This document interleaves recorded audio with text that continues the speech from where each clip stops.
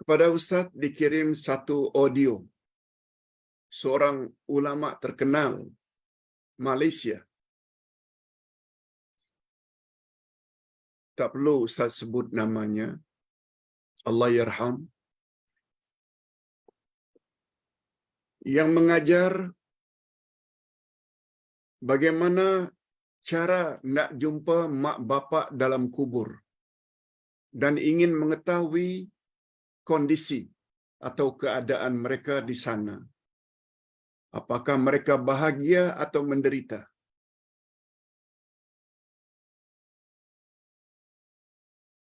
Lalu Ustaz berkenaan memberi panduan dengan salat hajat 2 rakaat. Pada rakaat pertama setelah Al-Fatihah baca surat Al-Hakumut Takatsur. Rakaat kedua setelah Al-Fatihah baca 3 kali surat Al-Ikhlas.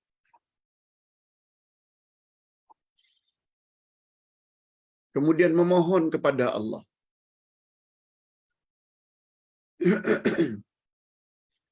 Menurut beliau, setelah 43 tahun, beliau baru dapat bermimpi jumpa mak bapak dalam keadaan begini. Ustaz tak perlu ceritalah semuanya. Hadirin dan hadirat, secara singkat saja. Tidak ada cara begitu yang datang dari Nabi sallallahu alaihi wasallam. Kalau itulah memang sesuatu yang berfaedah.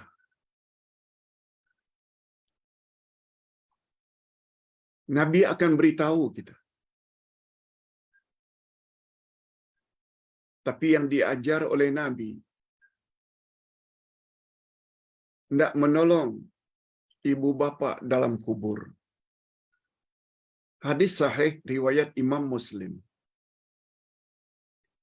Iza mata banu Adam inqata'a amaluhu illa min thalathin. Bila mati anak cucu Adam, semuanya terputus kecuali 3. Sedekah jariyah,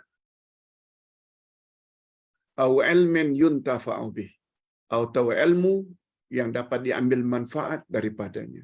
Dan yang ketiga, anak saleh, maknanya anak yang melakukan amal-amal saleh lalu mendoakan kedua ibu bapanya. Hadis sahih riwayat Imam Muslim.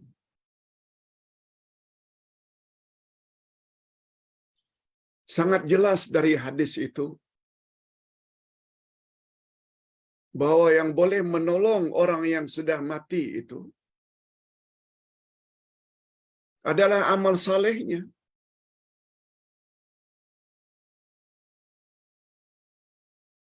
Yang akan menjawab soalan mukar wa nakir adalah amal salehnya. Mulut akan ditutup. Sebagaimana dalam surat Yasin. Al-yawma nakhtimu ala afwahihim wa tukallimuna aydihim wa tashhadu arjuluhum bima kanu yaksibun. Pada hari itu kami akan tutup mulut-mulut mereka. Mulut sudah tak function. Ia akan bercakap kepada kami tangan-tangan mereka.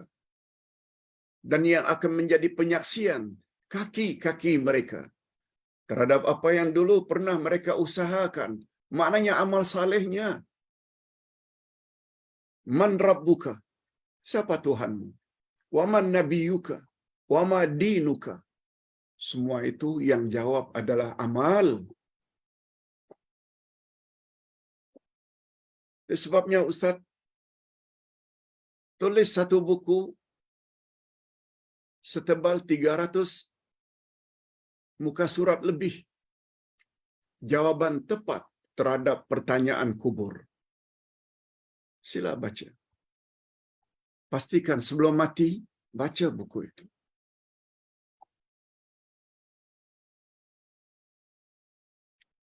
Dan yang paling berperanan memperlancar jawaban kita adalah kedekatan kita dengan Al-Quran. Sebab sabda Nabi, setelah ketiga-tiga persoalan itu ditanya oleh Munkar wa Nakir dan dapat dijawab oleh orang yang beriman, mukminin mukminat, Rasul bersabda, Munkar wa Nakir akan tanya lagi pertanyaan yang keempat. Apa bunyi pertanyaan itu? Wama ilmuka? Dengan makna min aina akhasta hadhil ajwibah? Dari mana kau dapati semua jawaban ini? Ternyata semuanya betul belaka. Ditanya siapa Tuhanmu? Tuhanku adalah Allah.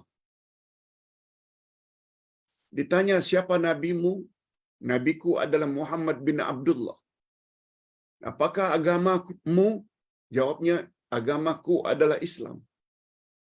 Dari mana kau dapat jawaban itu? Kata Nabi, mukmin atau mukminat itu menjawab, qara'tul Quran wa amantu bihi wa saddaqtu.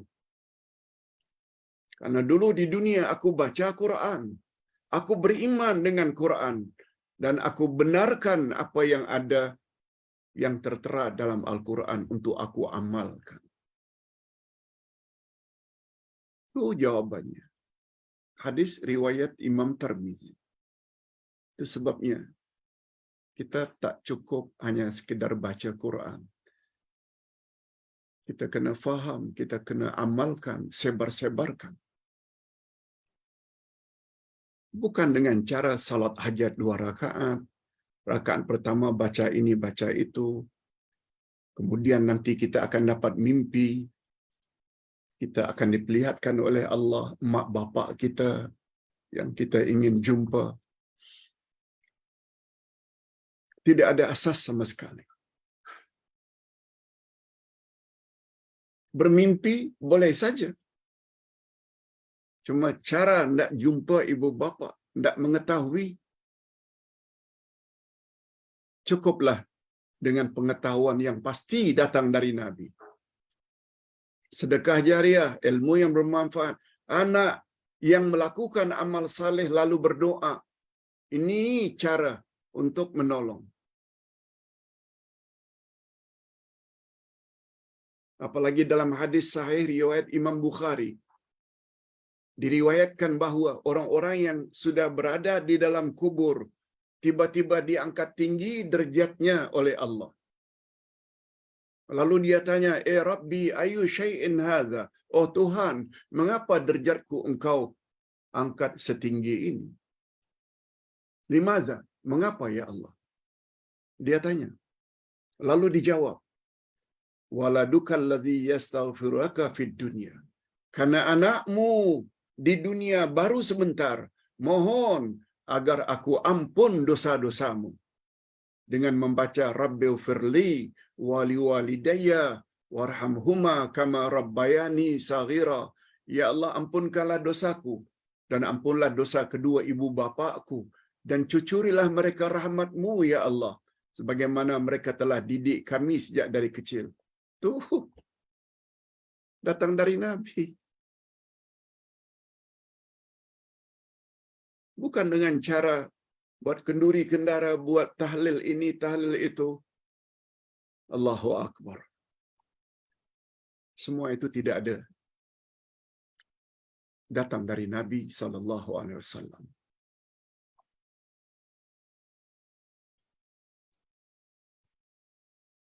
Pertanyaan berikutnya, terakhir. Pak Ustaz, di dalam buku Ustaz, ke arah memahami Al-Quran dan Al-Hadith, jilid 1. Pelajaran yang ke-9. Muka surat 87. Yaitu sifat utama muslimin dan muslimat. yang membahas satu ayat saja, yaitu ayat 35 dari surat Al-Ahzab. Pertanyaannya yang terdapat pada muka surat yang ke-94 tentang hadis Nabi sallallahu alaihi wasallam. Ini yang dipertanyakan. Anna Rasulullah sallallahu alaihi wasallam qala, "Idza ayqaza ar-rajulu imra'atah min al-laili fa shallaya rak'atain kana tilka al-lailah min adh-dhakirin Allah katsira wadh-dhakirat." Artinya, sesungguhnya Rasulullah bersabda, jika seorang suami membangkitkan istrinya dari tidur pada waktu malam, lalu mereka pun mengerjakan salat 2 rakaat, maka kedua-duanya pada malam itu telah dikira termasuk ke dalam golongan orang-orang yang berzikir kepada Allah dengan zikir yang banyak, sama ada lelaki atau wanita. Yang menjadi pertanyaan,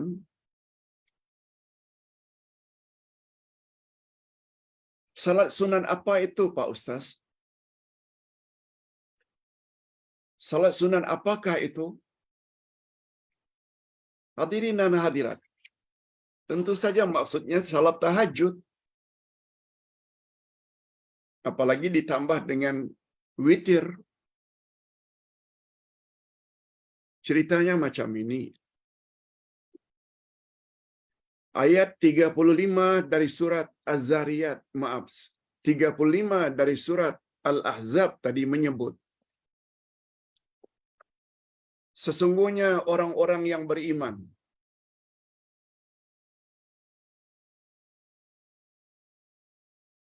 sesungguhnya orang-orang Islam laki-laki dan wanita, innal muslimina wal muslimat wal mu'minina wal mu'minat, dan orang beriman laki-laki dan orang beriman wanita. Semuanya disebut dua-dua, laki-laki wanita, laki-laki wanita. Sesungguhnya orang-orang Islam laki-laki dan wanita, orang yang beriman laki-laki dan wanita, orang yang kuat beribadat laki-laki dan wanita, orang yang benar laki-laki dan wanita, orang-orang yang sabar laki-laki dan wanita, orang-orang yang khusyuk laki-laki dan wanita, orang yang memberi sedekah laki-laki dan wanita, orang yang berpuasa laki-laki dan wanita, orang yang menjaga kehormatan dirinya atau kemaluannya laki-laki dan wanita, dan orang yang berzikir kepada Allah banyak-banyak, sama ada laki-laki atau wanita.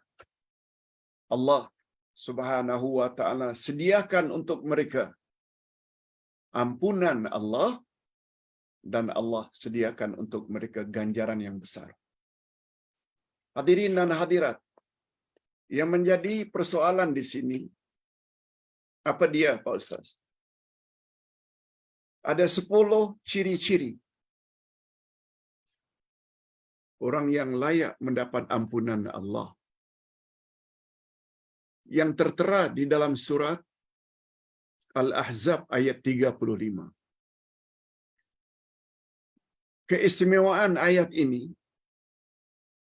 begini jalan ceritanya. Hijrah pertama dari Mekah ke Habasyah, Ethiopia, Afrika. Ke Madinah ini hijrah yang kedua, ya. Tapi hijrah pertama Nabi tidak ikut. Terdiri daripada 70 orang lebih. Pada umumnya couple, suami istri. Kita ringkaskan, balik dari Habasyah menuju ke Mekah.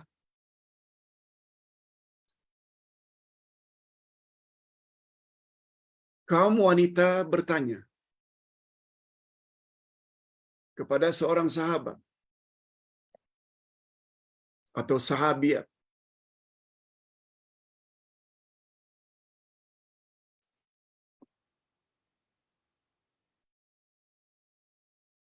Dalam Al-Quran Allah Subhanahu wa taala senantiasa menyebut tentang laki-laki. Jarang-jarang menyebut tentang kaum wanita. Dengar baik-baik.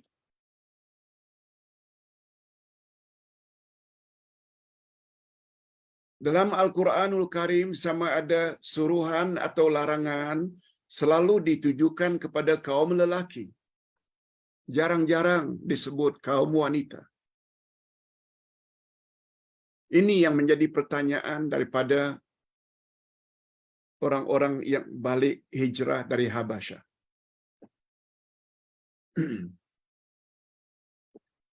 Lalu mereka bertanya kepada Rasul sallallahu alaihi wasallam, bagaimana dengan wanita? Kalau banyak yang disebut dalam Quran tentang laki-laki.